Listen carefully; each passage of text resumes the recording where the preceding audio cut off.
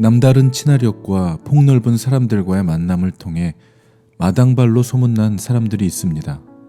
연예계에서도 누구의 인맥이다, 누구의 라인이다 하면서 영향력이 있는 사람들과 가깝게 지내며 인맥을 쌓아가는 것이 능력인 것처럼 여기며 그런 사람들을 부러워하기도 합니다.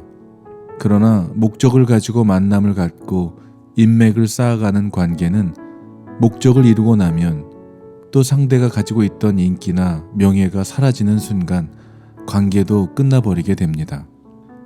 사람이 인위적으로 만들어가는 관계는 인간이 노력과 정성을 쏟지 않으면 그 관계가 지속되지 못합니다.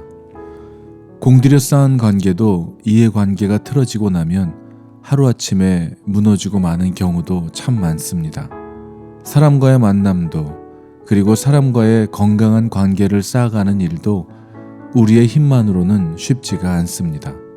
세상 사람들은 사람들과의 만남도 우연이라고 말하고 기적과 같은 일이 일어나도 운이 좋았다라고 말합니다. 그러나 믿음의 눈으로 바라볼 때는 만남도 우연이 아니고 운이 좋아서가 아니라 하나님의 은혜로 주님의 계획하심으로 가능한 일이라고 믿는 것입니다.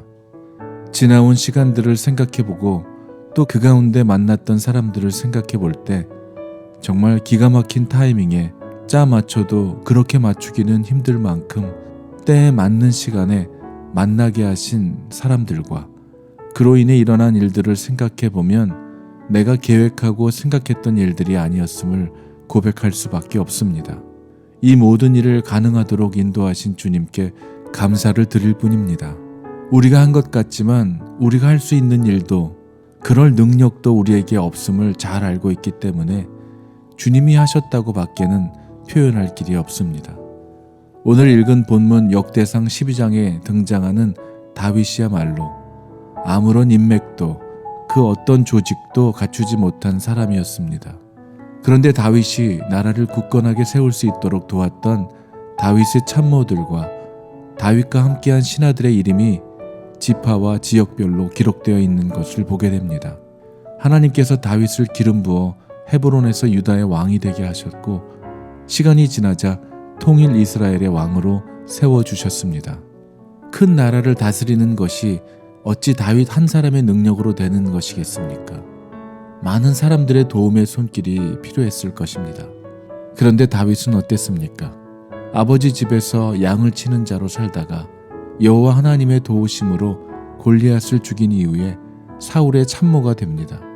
그 후에는 광야에서 사울에게 쫓겨다닌 시간만 해도 오랜 시간을 광야에서 보냈을 뿐입니다. 지금과 같이 학연도 지연도 그리고 귀족으로 자라지 않아서 혈연적 인맥도 없는 사람입니다.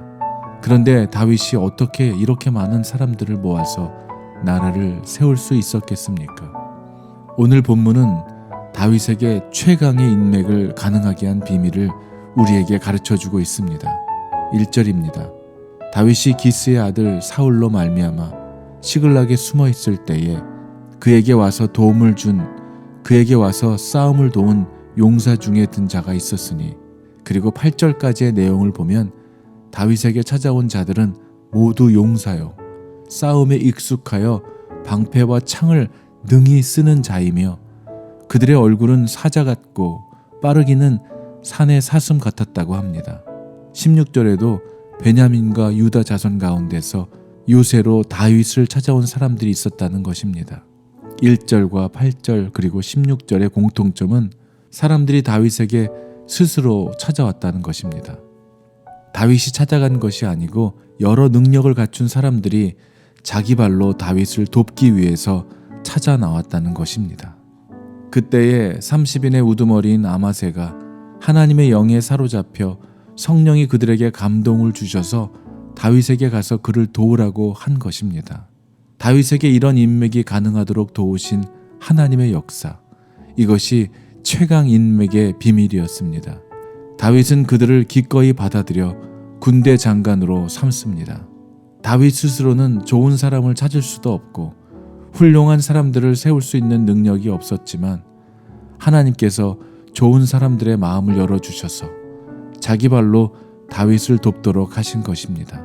성경에 나오는 많은 사람들의 만남을 통해 이루어지는 하나님의 역사를 보면 그 모든 만남의 배후에는 하나님이 계시다는 사실을 보게 됩니다. 사람을 보내시고 사람을 만나게 하시는 분은 성령 하나님이십니다. 그리고 그 사람들의 마음을 움직이게 하시는 분도 하나님이십니다. 성령님께서 은혜를 주셔야 가능케 되고 성령님께서 도와주셔야 이 모든 것이 가능한 일입니다. 이렇게 모인 사람들은 어떤 특징이 있습니까? 22절 말씀입니다. 그때의 사람이 날마다 다윗에게로 돌아와서 돕고자 하매 큰 군대를 이루어 하나님의 군대와 같았더라. 아멘.